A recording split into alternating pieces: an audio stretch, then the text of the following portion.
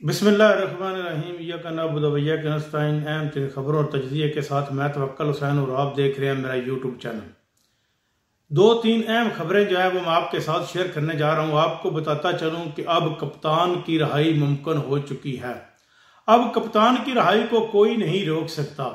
ईद उल फितर के बाद ऐसा होगा कि कप्तान के चाहने वालों के लिए एक और ईद होगी। एक तो ईद होगी माह रमज़ान के बाद, जो सब मुसलमानों, दुनिया के तमाम मुसलमानों के ऊपर होती है, दुनिया के तमाम मुसलमानों के लिए खुशी लेकर आती है। लेकिन एक ईद ऐसी भी होगी जिसमें सिर्फ और सिर्फ कप्तान के चाहने वाले जो 84% लोग हैं पाकिस्तान में मौजूद इस वक्त, जिनका ये एक माइंड सेट है कि हमारा जो मसीह है वो सिर्फ और सिर्फ कप्तान की शक्ल में ही है, जो हमको भी बचा सकता है, इस मुल्क को भी बचा सकता है, इस मुल्क की मईशत को भी ट्रैक के ऊपर ला सकता है, इस मुल्क में करप्शन को भी ख़त्म कर सकता है, वो सिर्फ और सिर्फ कप्तान। और कप्तान की रिहाई इस वक्त तकरीबन 99% मुमकिन हो चुकी है। और ये कहा जाता है कि ईद के बाद किसी वक्त भी कप्तान को रहा कर दिया जाएगा। और रिहाई के बाद कप्तान का एक बहुत बड़ा इस्तकबाल होगा। इस्तकबाल के बाद कप्तान एक पूरे पाकिस्तान में एक जलसा करेगा। जलसे के बाद फिर पता चलेगा कि अवाम किसके साथ है और किसके नहीं है। लेकिन जो हुकूमती हथकंडे हैं वो भी इस वक्त जोर पकड़ रहे हैं। इस वक्त वो इस कदर जोर पकड़ चुके हैं कि कप्तान के चाहने वाले एक दुआया तकरीब रखते हैं, जिसमें पंजाब में रावलपिंडी KPKB में दुआई तकरीब होती है। लेकिन दुआया तकरीब में वो रो रो कर अल्लाह के हजूर दुआएं मांग रहे हैं कि कप्तान को जो है वो रहा किया जाए, वो रहा हो जाए। अल्लाह या अल्लाह तू इसको रहा कर दे। लेकिन इसके बावजूद जो दुआया तकरीब होती है उसके ऊपर भी FIR दर्ज हो जाती है, उनके ऊपर भी पर्चा काट दिया जाता है। ये क्या हो रहा है? ये कब तक चलेगा? कप्तान का वकील ये वाज़ेह तौर पर कह चुका है कि साइफर केस तो खत्म हो चुका है। साइफर केस में अब किसी किस्म की कोई जान नहीं रही। अगर साइफर केस खत्म हो गया है तो इतने बड़े लीडर को जेल में बंद रखना ये एक सरासर नाइंसाफी है। अगर इस कदर नाइंसाफी होती रही, बढ़ती रही, तो फिर ये मुल्क या इस मुआशरे को कायम रखना नामुमकिन हो जाएगा, मुश्किल हो जाएगा। कि जहाँ पर नाइंसाफी और जुल्म हो वो मुआशरा कभी भी लॉन्ग टाइम कामयाब नहीं रह सकता, कायम नहीं रह सकता। ये एक लिखी पड़ी बात है। बाकी तमाम गुनाह जो अल्लाह की ज़ात माफ़ कर देगी, लेकिन नाइंसाफी और जुल्म एक ऐसे गुनाह हैं जो अल्लाह के हजूर नहीं माफ़ किए जा सकते। अब आ जाते हैं KPK की काबीना की तरफ। KPK की काबीना जो अली अमीन गंडापुर की काबीना, उन्होंने कोर कमांडर हाउस में कोर कमांडर से मुलाकात की, जिससे तमाम ये शकूक व शुबहात दफन हो चुके हैं कि अब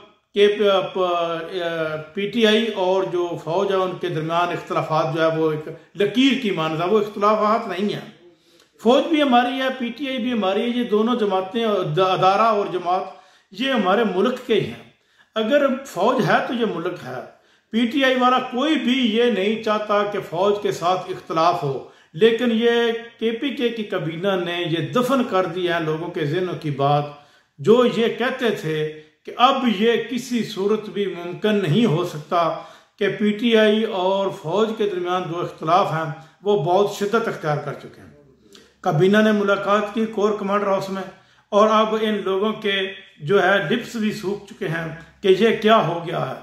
जो ये कहते थे कि किसी वक्त भी मुमकिन है कि अली अमीन गंडापुर की हुकूमत को भी ख़त्म कर दिया जाए, जहाँ पर तरीके इंसाफ की हुकूमत है उसको भी ख़त्म करके एक नया सेटअप लाया जाएगा। लेकिन अब ये नहीं हो सकेगा, ये मुमकिन ही नहीं। अब आपको एक और खबर बताता चलूँ। नून लीग के अंदर एक ऐसा धड़ा काम कर रहा है। आया कि जावेद लतीफ खुद अपनी ज़बान बोल रहा नहीं, उनको पीछे से कोई बुलवा रहा है। नून लीग के अंदर एक ऐसा धड़ा काम कर रहा है जो ये वाज़ेह कहता है कि ये मेन डेट हमारा नहीं है, हम चोरी के जरिए 2 नंबर तरीके से फॉर्म 47 के जरिए इक़्तिदार में आए हैं। और ये इक़्तिदार ज़्यादा लॉन्ग टाइम नहीं रह सकता, क्योंकि ऐसा इक़्तिदार जिसमें अवाम की नुमाइंदे ना शामिल हो, अवाम की राय ना शामिल हो।